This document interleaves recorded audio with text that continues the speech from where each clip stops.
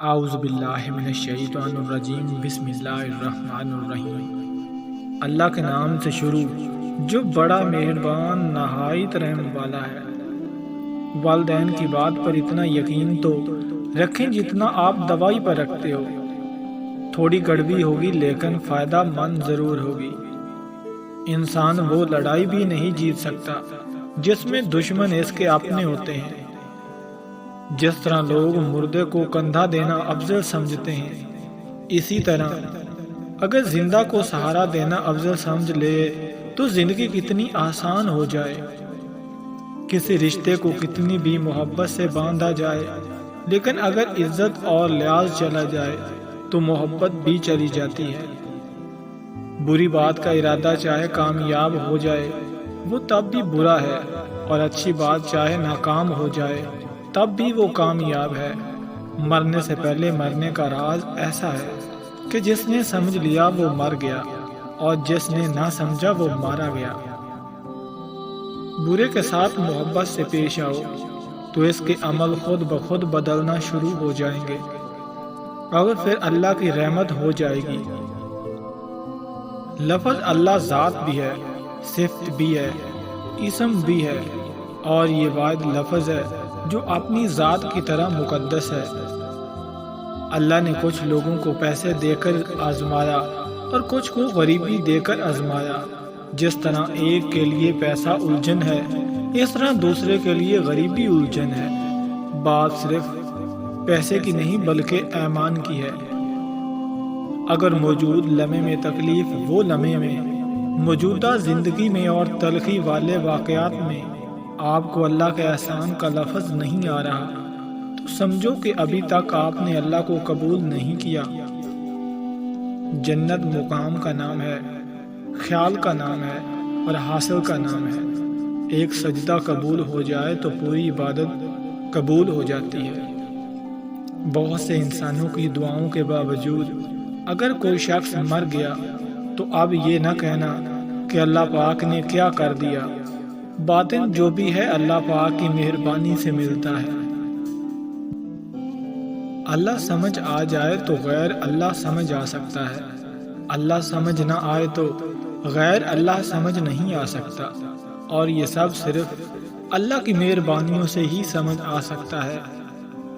نیت اگر بیاں ہو جائے تو ارادہ کہلاتی ہے، اور ارادہ اگر اندر رہ جائے تو وہ نیت کہلاتا ہے۔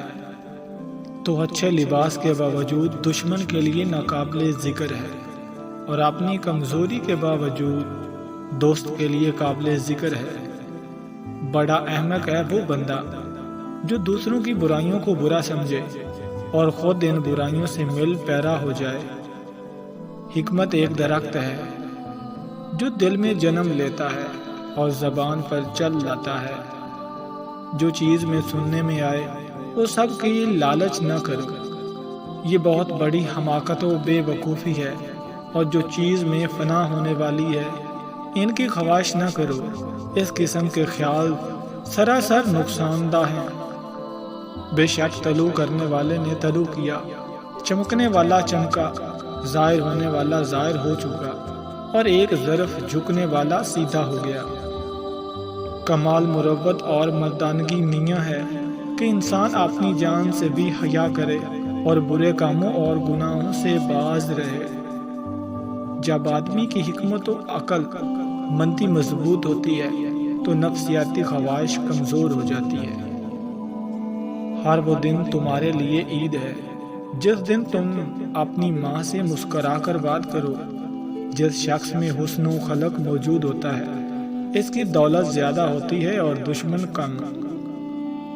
سب سے اچھی حیا یہ ہے کہ تو اپنے نفس سے حیا کرے، اور بدترین ظلم یہ ہے کہ تو اپنے پیدا کرنے والے محبوب کے حقوق بجا لائے۔ بے شک اللہ تعالیٰ اس بات کو پسند فرماتا ہے کہ جس طرح انسان کی نیت اس کی اطاعت میں مضبوط، قوی و خالص ہے، اسی طرح لوگوں کے حق میں اچھی ہو۔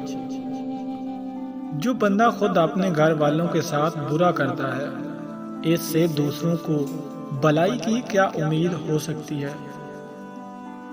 جو نیک نامی مال خرچ کرنے سے حاصل ہوتی ہے اور کسی چیز سے حاصل نہیں ہوتی، اور بغل کے برابر عزت کو کوئی چیز عیب نہیں لگاتی۔ جو بندہ اپنے چھوٹے ہاتھ سے کوئی چیز دے دیتا ہے وہ آخرت میں ایک بڑے ہاتھ سے انعام پائے گا۔ قرآن پاک پڑھا کرو، اس میں ہر مسئلے کا حل موجود ہے، اور بے شک یہ دلوں کے زنگ صاف کرتا ہے۔ اللہ کے دیے ہوئے رزق اور اس کی تقسیم پر مطمئن اور خوش رہو، کبھی کسی کے محتاج نہیں ہوگے۔ انسان کو گناہوں کی لت پڑ جائے پھر اس کو دعاؤں پر یقین نہیں رہتا۔ بزرگ فرماتے ہیں گلے شکوے لڑائی جھگڑے ایک دوسرے سے نفرت صرف سانس چلتے تک ہی ہوتے ہیں، بعد میں پھر پچھتاوے رہ جاتے ہیں۔ اللہ خوش ہوتا ہے اور پسند کرتا ہے ایسے انسان کو جو اپنی جوانی عبادت میں گزارتا ہے۔ غریب کا کھانا کھلاؤ اور دولت کا صدقہ دو، تمہارے گھر میں دولت بارش کی طرح برسے گی۔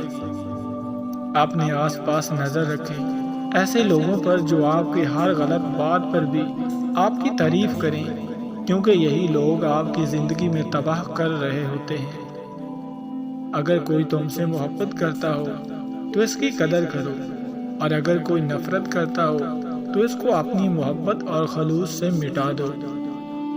لوگوں سے اپنے مسائل کی شکایت کرنے کی بجائے اللہ اور اللہ کے رسول صلی اللہ علیہ وآلہ وسلم کو راضی کر لو، سارے مسئلے حل ہو جائیں گے۔ یاد رکھو، اگر کوئی تمہارا اعتبار توڑتا ہے تو اس کو معاف کر دو، مگر دوبارہ کبھی اس پر اعتبار مت کرو۔ منزل جتنی مرضی دور ہو، جتنی مرضی مشکل ہو، کبھی ہمت نہ ہارو، کیونکہ پہاڑوں سے نکلنے والی نہروں نے کبھی یہ نہیں پوچھا کہ سمندر کتنا دور ہے۔